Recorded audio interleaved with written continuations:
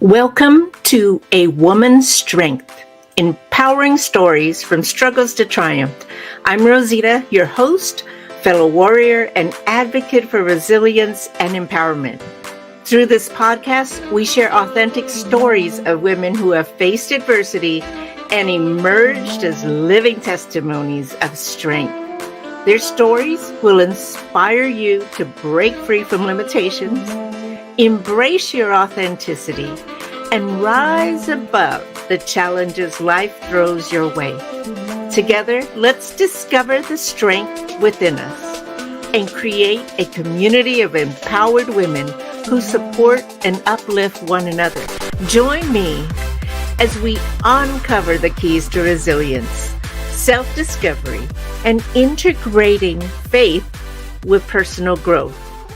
A woman's strength begins now. Welcome and Merry Christmas. Thank you for joining A Woman's Strength, empowering stories from struggles to triumph.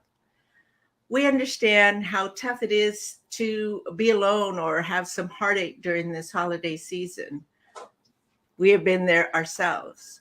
So our hearts go out to you, our prayers go out to you, and we hope that this podcast encourages you and helps you to move forward. Take that one step forward, because a lot of times it's just one foot in front of the other, because we cannot see the staircase we need to go up, as Martin Luther King says. Our guests are women who have been through it. They have gone through the heartache, the struggle, self-doubt creeped in, and then they overcame.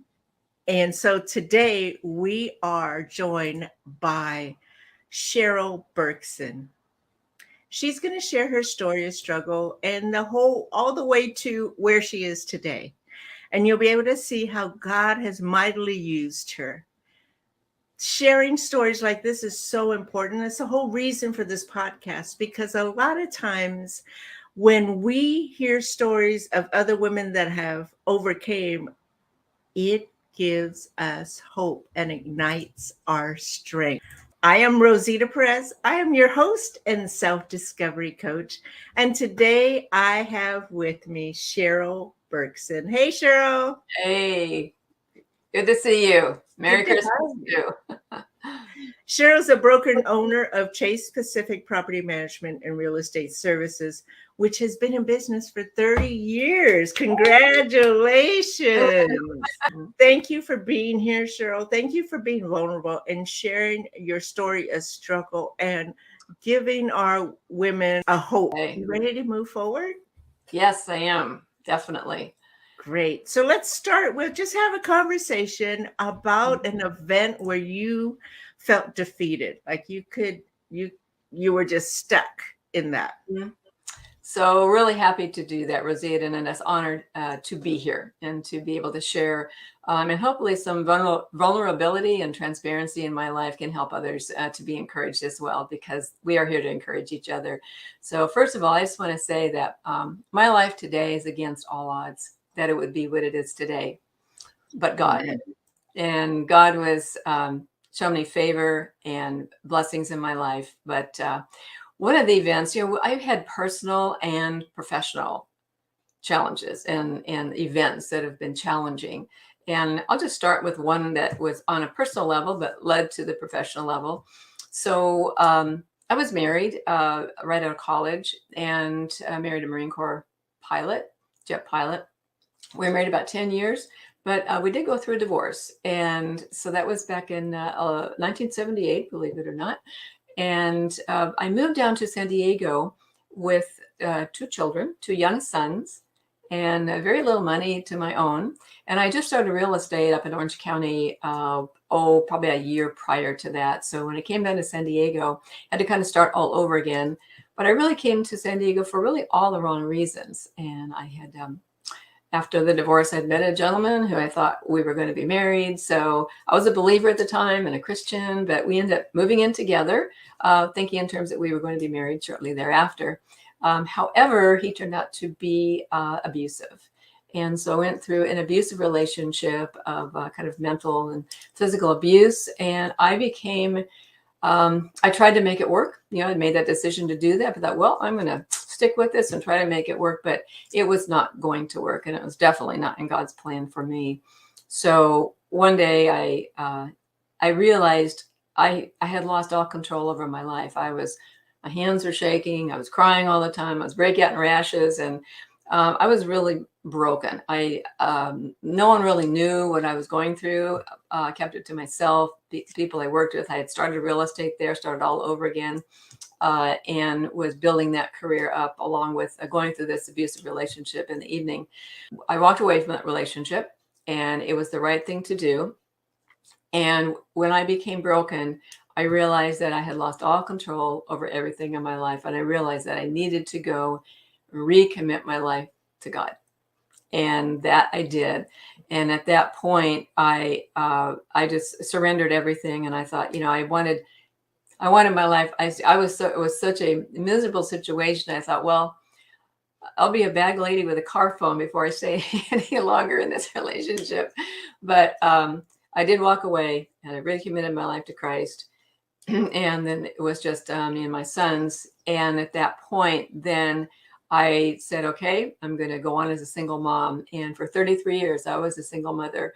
I was working 2 and 3 jobs in the beginning, building up, continuing with the real estate, so forth.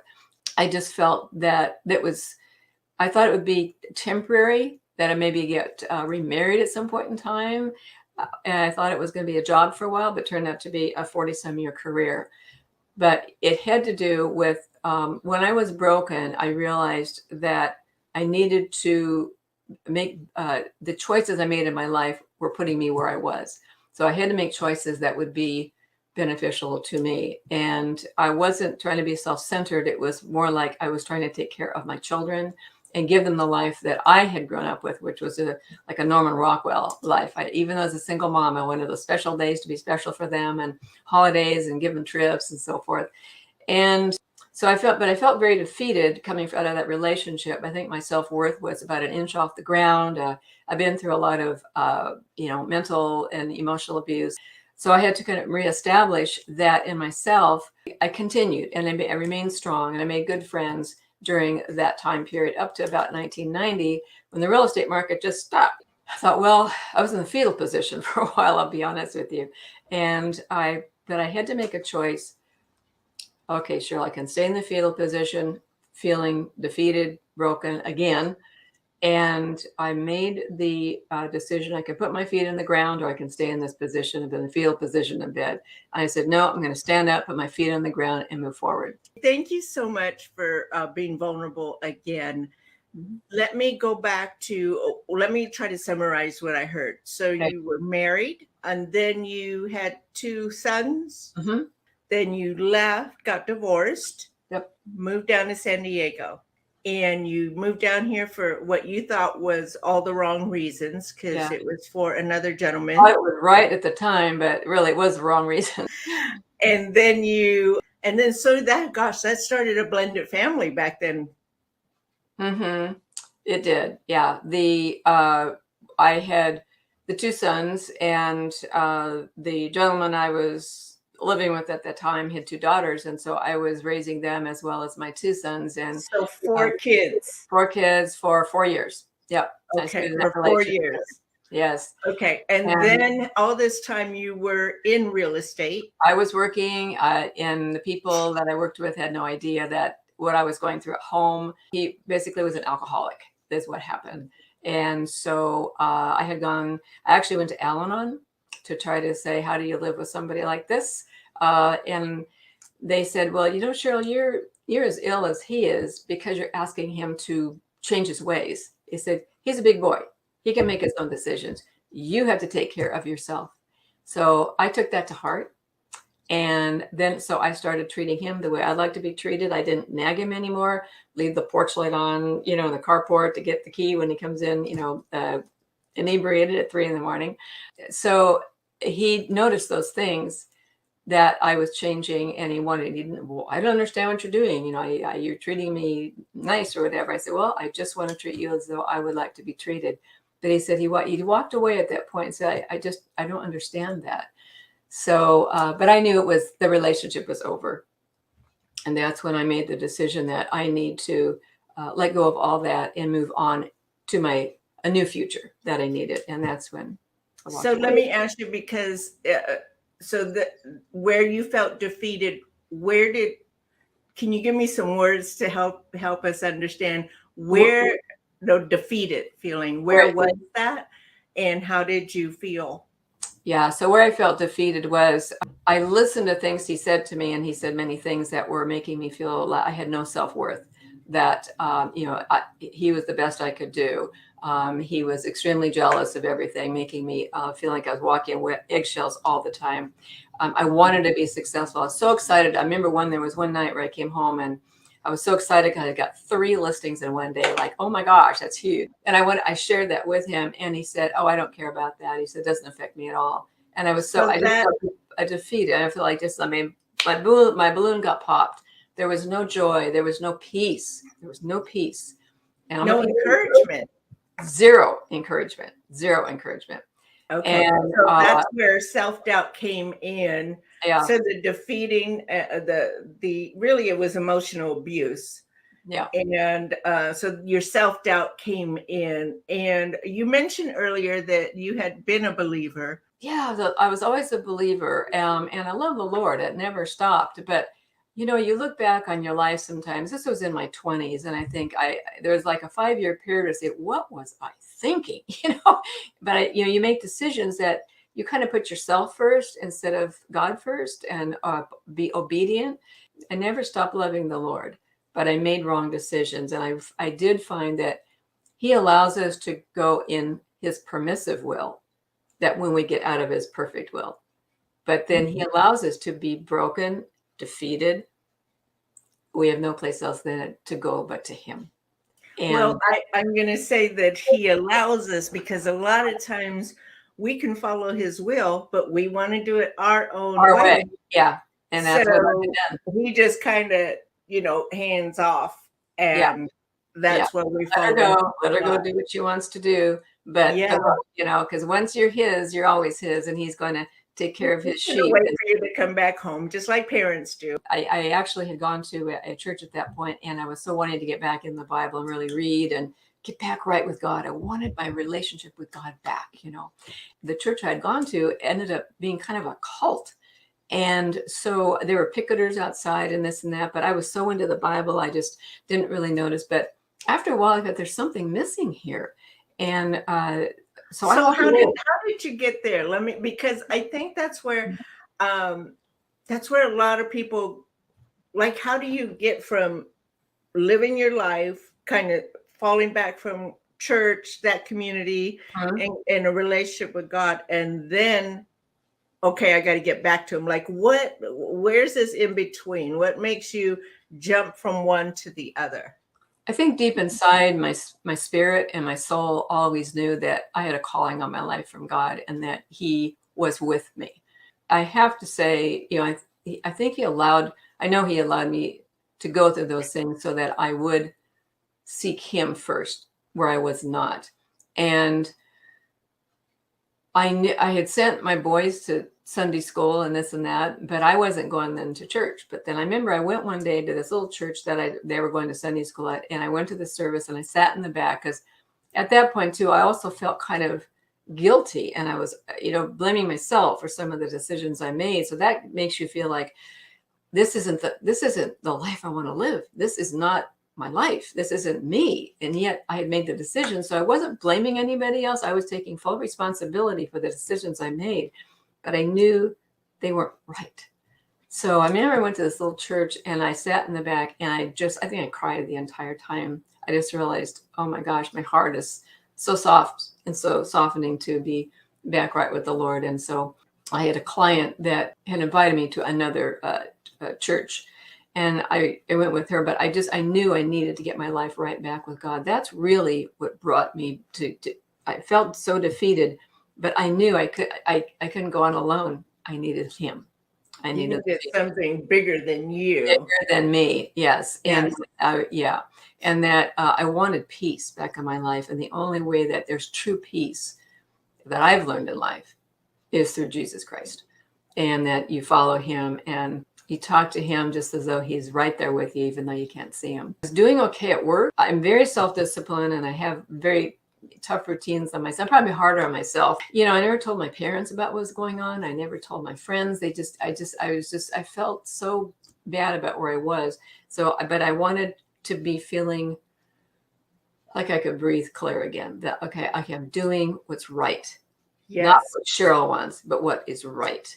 So And tell me how that affected you during the holidays, because I mean, I've been through it too, where, yeah, oh gosh, here comes Thanksgiving and then Christmas and then New Year's. Like, how do I get through this? And you kind of have, I felt shame because I'm showing up and then people are going to ask me questions. What happened? Da, da, da. And then yeah. I'm alone. And then, oh, poor thing. And, I Mhm. just didn't want any of that. So I know the first Christmas, a couple Christmases I spent alone, Mhm. alone in my room, but I would come out sometimes and hang out with family. Just fed myself, surrounded myself with a lot of positivity, a lot of word and hope. And Mhm. so that got me through until I was strong enough to get up and just enjoy the Mhm. holidays and family and what was really important. How did you get through? I so relate to what you're talking about because when I was then on my own, living alone, my former husband, then he would take the children every 2 weekends and come down. He was loyal about that. And I remember in particular, there was like example, like wasn't Christmas, but it was the 4th of July. And I remember he had the children during that time period. And I remember I was all by myself and I walked out and I was just all these, I could see the fireworks going on. I felt so alone. I felt like, I just felt alone. But I thought, well, this is, it's okay. The boys will be back. They're coming back, in 2 days and I'll be okay. And I would, uh, I would just, I had a really good friend. I think the Lord put this gal in my life and she was, we would talk all the time and we were really encouraging to each other. She was about 14 years older than me, but we were just the best of friends. And I think my friendships with other believers were a real savior. One of the things too that you said I can really relate to. I remember going into the grocery store around the holiday time when they weren't going to be there for a Thanksgiving. Yet I went to the grocery store and I was watching all the people put things in their grocery cart, thinking they're going to have the family gatherings and this and that. And I remember I felt so sad. I just felt alone and sad. And I thought, gosh, I wish I had that family environment that I could create, and make it a beautiful Thanksgiving. And but again, I didn't dwell there. That's the one thing I didn't want to dwell on the place of loneliness because I knew that wasn't being productive. That wasn't good for me. That wasn't good for my future. And I really never thought so much about the future. I just thought about the moment that I was. Right, because that moment is That's the you moment. can barely make it through the day a Just lot gonna of get through times. this day It's and that one foot in front of the other. Just keep totally one, yeah, totally one foot in front of the other. But always having this, I always had that spirit of optimism in me that, okay, I can do this, I can do this. Why not? Because I've always had the feeling of, I'd rather say, I'm glad I tried something than I'd say, I wish I had. And that's why I've never just stayed long in say a depression or feeling sorry for myself. I've never, and I've never blamed other people because I realize that, I'm taking responsibility for the decisions that I have made. And these, for every action, there's a reaction. And this is the right. reaction for what I've done. I'm living up to that. I'm not blaming anybody. It's me. I'm the one that has to change. I'm the one that has to make the decisions, and only God is going to show me what to do. And And that's the thing is a lot of times I'm just going to speak for me. So for a long time, I just had this victim mentality and I would point the finger to, oh, it's your fault that X, Y, Z. But I had that same inner power, the inner strength to keep on going, not give up, don't fall into this sadness. Cause I think that I knew if I fell into it, I would be in it. Mhm. And I didn't want to, it would be harder for me to crawl back out than it would be for me to keep going. So I would just do stuff I hadn't done forever. at one point in my life, I went to, and I couldn't afford a lot because I was a single mom. I went to like Pick and Save. You remember that store, Pick and Save? Absolutely. And I went and just bought a whole bunch of different flowers. And I went to a thrift store and bought a vase. And I just started making a floral arrangement. And I That's a felt happy thing. such peace. And I was not creative at all. So this was something outside of my comfort zone, but it kept my mind off of ruminating Mm-hmm. and that victim mentality. And then decades later, I felt like, okay, I'm done. I've been president of Victimville for too long. I've got to let it go and live the life that God called me to live. Because one thing that you mentioned earlier is community is so incredibly important, especially community of women who have been through it, going through it, and have overcome, because they can surround you with hope, with encouragement, allow you to cry, allow you to feel those feelings Mm-hmm. that nobody else can really understand unless they've been through what you've been through. And I'll kind of spin off of that a little bit too, because years later, I did start a Bible study for single moms. And, being single is one thing, but being a single parent is something else again. And people don't understand unless you've walked in those shoes. And it was an awesome opportunity because I realized, well, where do we learn? We learn in the valleys, not in the hilltops.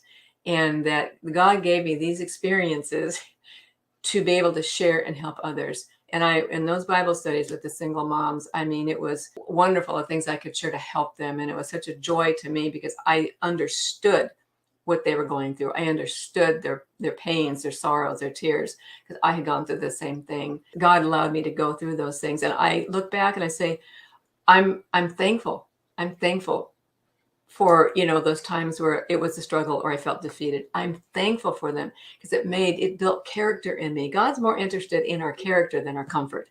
And he will let us sometimes we create our own afflictions, but he'll let those happen so that we become better people and that he can use us down the road with others, that we can share what we've been through and how we have overcome that with his strength, and then with being willing to be open and transparent with other people, not hiding, what we've done, because we have to forgive ourselves too. We have to learn forgiveness. Oh, that's a whole nother show, Cheryl. That's a whole nother show. Yeah. That is so important, and is such a huge part in healing, is forgiving ourselves, right? And giving ourselves treating ourselves like we would a good friend who is in need. Yes. Right.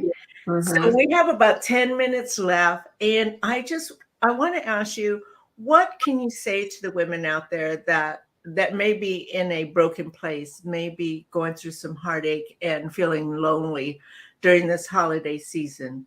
What kind of encouragement can you give to them? So, the encouragement, first of all, sometimes people, going into the holidays may have even a sense of fear, it's like fear. What am I going to feel? I'm going to see other people doing this and that. But fear is what I would call an immobilizer. If you're in fear, you tell like, I don't know what to do. I say, find something, just like you said you did with the bouquets of flowers. Find something or somebody or a group of people that you have commonality with, or that's a passion in your heart. Be productive. Don't just stay and be sad. That's not a time to be sad. It's a time but it has to come from your inner strength. It has to come from, I'm making a choice to be joyful, to be happy. To stay in the victim mentality it'll destroy you. It will not do anything. But the holiday time is what I say, it's the happiest time of the year. Well, make it that so, so I'm in a group right now where, I kind of close the thing because I'm president of it. And I never say, have a great week. I say, make it a great week. And it's the same thing with the holidays, no matter what holiday it is. It's just, make it special for yourself. Even if you just create something in your kitchen that you like to eat, put a candle up, have a little music in the back, something that's going to make you happy. Enjoy that, because the one thing we cannot stop is time. If time is going to go on, whether you do anything or not, value time. Time is far more important than money. You can recreate money anytime. You cannot recreate more time. And you don't want to lose the hours, the days, the weeks, the months that the Lord has given us to live. So I would say, put on a happy face in your heart, starting here. And then again, for me, it's my faith is turn to the Lord. He is always with us. He is sitting there when we eat. He is in the grocery store with us. He is right at our bedside when we go to sleep every night. He is your companion. He is everything. Go to him. He will give you a peace that you don't even understand, even though you're alone at this time of year. Yes. I can so attest to that. And I also want to say, get out of your comfort zone. Yeah. Do something like I did, the whole flower thing. If you knew me, you knew I'm not creative at all. Mm-hmm. I've developed that over the years.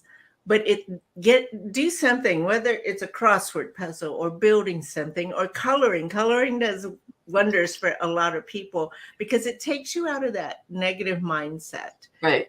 and puts it towards something. And when you're done, what a beautiful floral arrangement that you made. Yes. And the time that you had that amount of peace. Mm-hmm.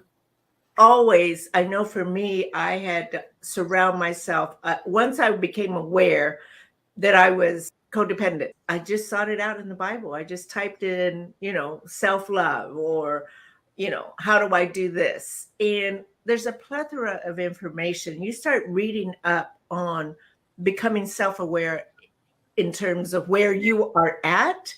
It gives you the knowledge, the courage, and the wisdom to keep moving forward. And sometimes we do have to isolate. Mm-hmm. Sometimes God needs us by ourselves so he can talk to us and let us know, Yep. daughter, you are my masterpiece. Mm-hmm. You are the head and not the tail. Yeah. You're above and not beneath. And we're not going to believe it right away because we're in pain. But, like an open wound, Mm-hmm. we've got to address it. We've got to clean it. We've got to, take care of it. And so that's it. If you're in a broken place right now, try to be gentle with yourself. I agree with that 100%. And we have to spend that time alone because sometimes that's when everything regenerates in our body, our spirit, our relationship with the Lord. And sometimes just having everything be quiet around us, you can just, peace comes back. And the other thing too, I've learned is that when we get into that place, what am I, here I'm alone or whatever.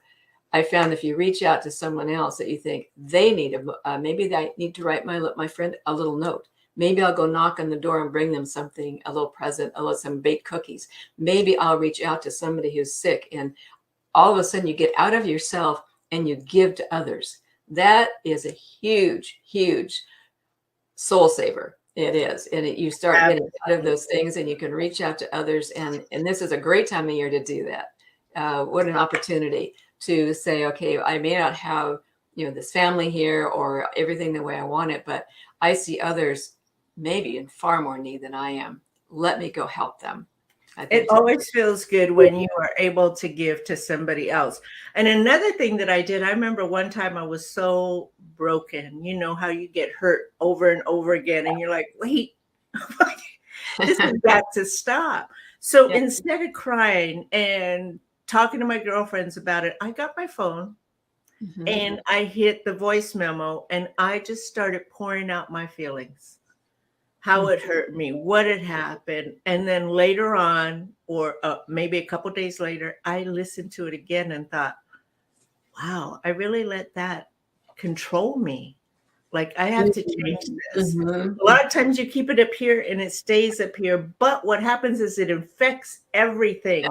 All your decisions. Journaling. Yep. That just hit my mind too, because that's really good. I've gone back and read some of the things I wrote, on those days. I thought someone was like, wow, that was really cool. I wrote, and the other times like, wow, I'd forgotten about that little dark moment, but yeah, it's all about pouring it out of yourself instead of keeping it deep inside. We all become better through these times as well. We're learning about ourselves, we're learning about others, and we're learning about our relationship with the Lord and how deep it can really be, and how he never, ever fails.